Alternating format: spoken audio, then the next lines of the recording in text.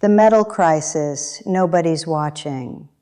Last Friday, the precious metals market imploded. Gold crashed, silver got absolutely destroyed. Billions in positions were liquidated across global exchanges in what traders are calling a complete bloodbath. Every financial news outlet ran the same headline: precious metals collapse, and investors watched their portfolios bleed red. But while everyone was fixated on gold and silver burning to the ground, something remarkable happened that most people completely missed. One industrial metal quietly hit an all-time high, and what that signal means for the next decade should concern every serious investor, business owner, and anyone paying attention to where the global economy is actually heading. If you appreciate deep analysis that goes beyond surface-level headlines, hit that subscribe button. This is the kind of strategic intelligence that separates those who see what's coming from those who react after it's too late. And drop a comment telling me where you're watching from, because geography actually matters in this story more than you might think. Let's break down what really happened last Friday and why it changes everything. Everyone saw. January 31st, 2026. Markets opened and precious metals immediately hemorrhaged value. Gold plunged. Silver cratered, dropping over 8% in a single session. Across trading floors worldwide, screens flashed red as billions evaporated within hours. The triggers were clear. The Chicago Mercantile Exchange raised margin requirements overnight, forcing leveraged traders to come up with more cash or face liquidation. Many couldn't. Forced selling began. Algorithms detected weakness, stop losses triggered, and controlled selling became panic.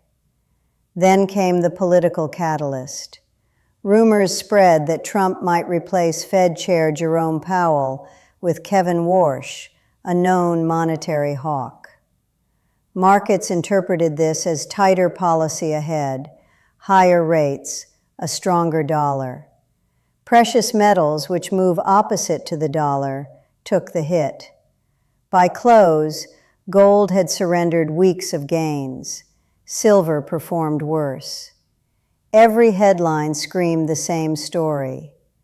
But something strange was happening simultaneously that almost nobody noticed. The signal everyone missed. While gold and silver were getting destroyed, copper was doing something extraordinary. Earlier that week, copper had quietly hit a fresh all-time high, the highest price ever recorded for this industrial metal, powering everything from electrical grids to smartphones. Even after Friday's sell-off, when copper dropped about 5%, the technical picture remained intact. The pullback didn't break copper's upward trend. It simply tested support and bounced exactly where it should have. This wasn't breakdown. This was healthy reset. Here's what's remarkable. Copper closed January 2026 up over 5%. While precious metals investors licked their wounds, copper quietly delivered positive returns. Why did copper behave so differently? The answer reveals something far bigger than market technicals. We're witnessing an inflection point where resource scarcity theories stop being theoretical and become physical crises. The physics don't lie. Consider what's happening right now across the global economy. Artificial intelligence infrastructure is exploding. Every major tech company is racing to build massive data centers, and these facilities consume unprecedented amounts of copper for wiring, cooling systems, and power distribution. A single large data center can require over 10,000 tons of copper just for construction. Electric vehicle production is scaling globally. Each EV requires roughly 4 times more copper than a traditional combustion engine car. We're talking 83 kilograms of copper per vehicle compared to 23 kilograms for gas cars. Global EV sales topped 14 million units in 2023. Projections for 2030 range from 40 to 60 million units annually. Do the math.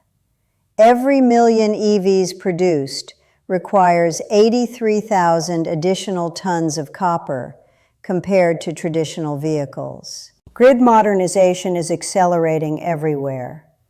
Governments worldwide have committed to upgrading aging electrical infrastructure to handle renewable energy and increased electrification.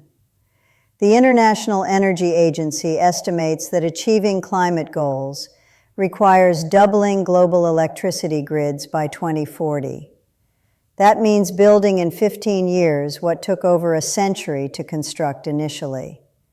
Every meter of new transmission line, every transformer, every switching station, copper intensive.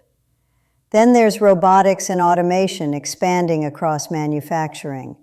Every robot, every automated system, every smart factory requires substantial copper content. Here's the critical point. You can debate the narratives. You can argue about which technologies will succeed or fail. You can question timelines and adoption rates. But you cannot argue with basic physics. All of these technologies require massive amounts of copper, and there's no substitute that matches copper's conductivity, durability, and cost-effectiveness at the scale required. The world wants to build dramatically more. But here's the problem nobody's talking about. The metal simply isn't there. The supply crisis. This isn't speculation from analysts or predictions from market commentators. The numbers come from S&P Global, one of the most respected research institutions in commodities. Their recent report projects copper demand will surge from approximately 28 million tons in 2025 to over 42 million tons by 2040. That's a 50% increase in just 15 years. Meanwhile, supply is expected to fall dramatically short without significant new mine development. And here's where the timeline becomes terrifying. Between 1990 and 2023, mining companies made 239 major copper discoveries worldwide. That sounds promising until you look at what happened next. The time required to develop new mines has increased by approximately 40%. It now takes around 18 years from discovery to first production. Let that sink in. 18 years. A discovery made today won't produce meaningful copper until 2043. And roughly 90% of those 239 discoveries still need at least 10 years before they reach production. The gap between when we need the copper and when new supply can arrive is widening every year. What the smart money sees. Stanley Druckenmiller, legendary investor who built a career identifying macro trends before markets recognized them, recently said something striking about copper. He called it the tightest position he's ever studied. This is a man who's analyzed commodity markets for over 4 decades, who's seen oil shocks, gold rushes, and every major resource crisis since the 1970s. And he's never seen anything like what's developing in copper. Robert Friedland, billionaire mining executive who spent his career in resource development, put it even more bluntly during a recent industry conference. He told the audience that to maintain global 3% GDP growth, we have to mine the same amount of copper in the next 18 years as we mined in the last 10,000 years. Read that again. 10,000 years of human civilization, from the Bronze Age to the Industrial Revolution to the Information Age, all the copper ever mined throughout human history. We need to match that in less than 2 decades. And that calculation was made before AI infrastructure demands were fully understood, before the full scale of EV adoption was clear, before grid modernization requirements were completely mapped. Friedland continued with a warning that should concern everyone. He said, "You people have no idea whatsoever what we're facing." He's right. Most investors, most business leaders, most policymakers are still operating under old assumptions about commodity cycles. They see copper as just another industrial metal that goes up and down with economic activity. They're missing the fundamental shift. This isn't a cyclical demand spike that will fade. This is structural transformation. The technologies reshaping the global economy cannot function without copper. There's no workaround, no substitute that works at the scale required. And the supply to meet this demand doesn't exist yet. Why physical copper isn't the answer. If copper is heading into crisis, shouldn't investors just buy physical copper like people stack gold and silver? The answer reveals why this opportunity is fundamentally different. Physical copper has a problem. It's cheap per pound, but expensive to store. A kilogram bar sells for $10 to $15, but retail carries 50 to 100% premiums over spot. You pay $20 to $30 for metal worth $12 on the market. Unlike gold, where an ounce carries $2,000 in a tiny package, copper's value to weight ratio makes accumulation impractical. A $10,000 gold investment fits in your hand. The same in copper requires 700 pounds. Where do you store it? Transport it? Sell it? The deeper issue. Copper isn't about hoarding atoms. It's about controlling the flow. Gold and silver store value. Physical custody makes sense. Copper's value comes from utility, from transformation into products, from flowing through supply chains. Companies controlling deposits sit at the source. They determine market supply, capture margin between extraction and price, benefit from every copper dollar rise without storage burden. When copper trades at $4.50 per pound, a company producing at $2.50 earns $2 margin. If copper rises to $6, a 33% increase, that company earns $3.50 margin, 75% profitability increase from a 33% commodity move. Equity leverage multiplies returns beyond physical holdings. The dollar's breaking point. There's a macro overlay to this story that makes timing critical. The US dollar just broke a major technical level. In January 2026, the dollar index closed below a support trend line that had held for over a decade. This isn't a minor chart pattern. It represents a potential shift in the dollar's long-term trajectory. President Trump has stated explicitly he's comfortable with a weaker dollar. The policy logic is clear. A weaker dollar supports manufacturing reshoring, makes U.S. exports more competitive, and reduces the real burden of dollar-denominated debt. That same weak dollar environment is extremely bullish for hard assets. Gold, silver, copper, industrial metals all benefit when the dollar declines. Dollar-denominated commodity prices rise. Investment flows shift toward tangible assets. Even after Friday's news about potentially hawkish Fed Chair Kevin Warsh, the dollar couldn't reclaim that broken support level. Why?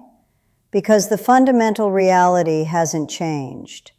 The United States carries $36 trillion in official debt. Unfunded liabilities for Social Security, Medicare, and pensions add hundreds of trillions more. Every Fed chair, regardless of their stated philosophy, eventually confronts the same math. When debt service consumes too much of the budget, when financial stress threatens system stability, there's only one tool left: currency creation to prevent collapse. A weaker dollar isn't a bug in the current system, it's a feature. And in that environment, companies controlling scarce physical resources become increasingly valuable. America's Copper Strategy. February 2025, President Trump signed an executive order that most people completely ignored. The financial press barely covered it. It seemed like another routine trade investigation. But that order triggered a complete restructuring of America's copper supply chain. The executive order launched a Section 232 investigation into U.S. copper imports. This allows the president to restrict imports when they threaten national security. The investigation analyzed trade flows, production capacity, import dependency, and strategic vulnerabilities. The findings released in June 2025 were striking. The United States runs a massive copper trade deficit. Domestic production covers only a fraction of national demand. Chinese state-subsidized production had created global overcapacity, suppressing prices and making American mining economically unviable. The national security implications were clear. Copper isn't just an industrial commodity. It's essential for defense systems, communications infrastructure, weapons manufacturing, and AI capabilities that underpin modern military superiority. Relying on foreign sources for this critical resource represented an unacceptable vulnerability. July 2025 brought the response. President Trump imposed 50% tariffs on semi-finished copper products, including wires and cables, effective August 1st. 50%. Not a symbolic gesture, a structural barrier designed to fundamentally reshape the industry. Commerce Secretary Howard Lutnick stated the policy plainly.